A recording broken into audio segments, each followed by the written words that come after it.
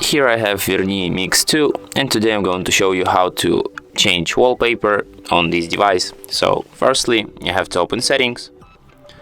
Next you have to scroll down a bit and enter display section, wallpaper, wallpapers.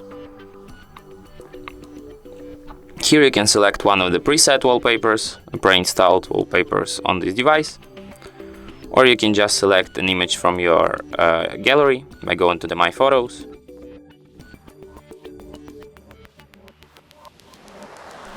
Then you select your photo.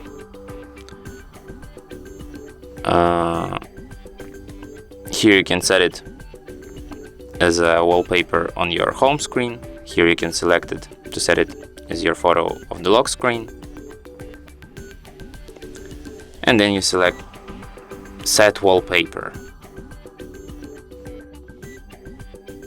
or that's it, it's done. As you can see, wallpaper changed on both screens. And that's it. Thanks for watching. If you find this tutorial useful, don't forget to hit that like button and subscribe to our channel.